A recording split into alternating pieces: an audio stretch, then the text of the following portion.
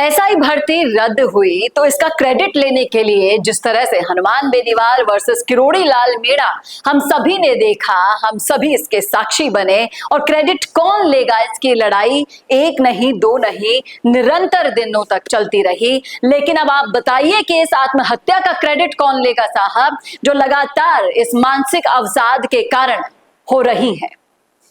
कौन है इन आत्महत्याओं का दोषी, कौन है, देखिए आत्महत्या नहीं कहेंगे हम इसे, कौन है राजेंद्र सैनी की आत्महत्या का असली कातिल।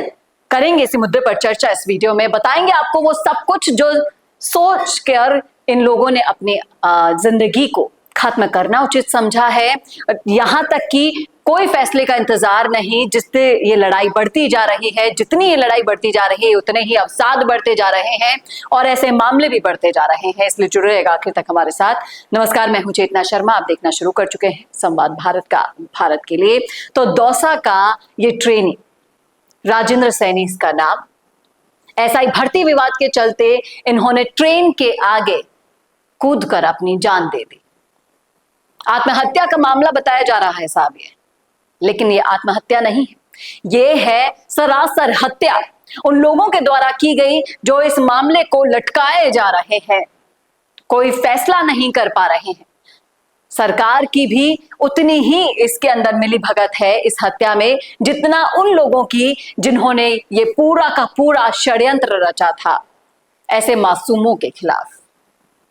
जिस तरीके से हजारों अभ्यर्थियों ने दिन रात मेहनत कर कर परिश्रम किया, उन पर पूरी की पूरी राजनीति करके उनकी मेहनत पर पानी फेर दिया गया, किस तरीके से ये अवसाद में चले गए मैं समझाती हूं आपको। देखते जाइए किस अवसाद से ये लोग गुजर रहे हैं। खुद की शादी करे, खुद की बहन की शादी करे और घर में अपने बूढ़े माँ बाप को संभाले, कैसे इन चीजों से डील करें, उन चीजों को सोच सोच कर ये लोग अवसाद में जाते जा रहे हैं। धौलपुर पुलिस लाइन में पोस्टेड थे भाई साहब, एसआई भर्ती 2021 के ट्रेनी अचानक आए, छुट्टियों पे भाई के पास रहे और मालगाड़ी के सामने कट गए। बोलने वाले तो बोल रहे हैं कि आत्महत्या कर ली है, लेकिन इस आत्महत्या का जिम्मेदार कौन है, यह सवाल यहां पर खड़ा होता है। जिस तरीके से अवसाद में आकर इन्होंने आत्महत्या की है। राजेंद्र एसआई 2016 में रैंक होल्डर रहे हैं, 2018 आरएएस मेंस लिखने वाले और 2023 में फर्स्ट ग्रेड चयनित रहे हैं, लेकिन एसआई में चयन हो गया था इसलिए उन्होंने ज्वाइन नहीं किया। और हर कोई ज्ञान तो जरूर दे देता है, लेकिन इस ज्ञान को देने के बाद आप सोचिए किस अवसाद में गुजर रहे हैं। ये सबूत आपके सामने है, ये साफ साफ लिख रहे हैं ग्रुप में, मैं मेरी शादी करूं या सिस्टर की आगे की पढ़ाई करवाऊं, कुछ भी समझ में नहीं आ रहा है। और पापा की तबीयत ऐसी है कि कब स्वर्ग सिधार जाए पता नहीं है। इस तरीके से आप देखिए कैसे अवसाद में आ रहे हैं सभी स्टूडेंट्स और जो भी ट्रेनी जिनके ऊपर ये गाज गिरी है। देखिए मेरी एज 30 साल हो गई है, मेरी सिस्टर मुझसे 3 साल छोटी है, अभी शादी भी नहीं की, ये सोचकर कि सर्विस के बाद कर लेंगे। लेकिन इन पूरी की पूरी प्लानिंग्स पर, जो भी प्लानिंग इन्होंने अपनी ट्रेनिंग पूरी होने के बाद, जॉब पर लगने के बाद की होगी, उस पर पानी फेर दिया एसआई भर्ती रद्द के एक फैसले ने।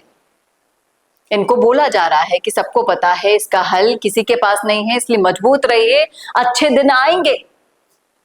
लेकिन कब आएंगे, किसको पता है भाई साहब कि कब होगा ये फैसला।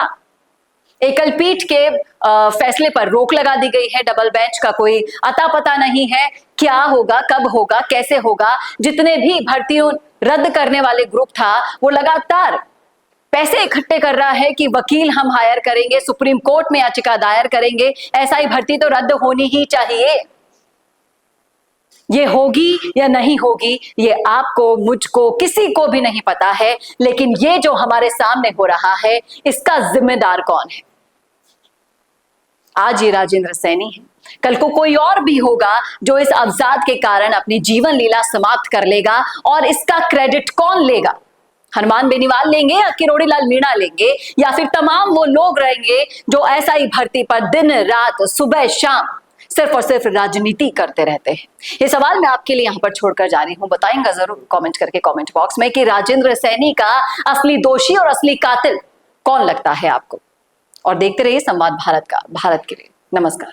भारत का सबसे तेजी से बढ़ता हुआ डिजिटल न्यूज चैनल, जिसका परिवार 4,17,000 लोगों से भी ज्यादा बढ़ रहा है, वो संवाद न्यूज चाहता है हर जिले और हर राज्य में मीडिया पार्टनर्स। तो अगर आप बनना चाहते हैं संवाद न्यूज के पार्टनर्स, तो कांटेक्ट करें नीचे दिए गए नंबर पर। इसके अलावा अगर आप वीडियो एडिटर बनना चाहते हैं या फिर न्यूज इंडस्ट्री में बतौर इंटर्न सब सीखना चाहते हैं, तो संवाद न्यूज के जयपुर हेड ऑफिस में काम करने के लिए संपर्क करें स्क्रीन पर दिए गए नंबर पर।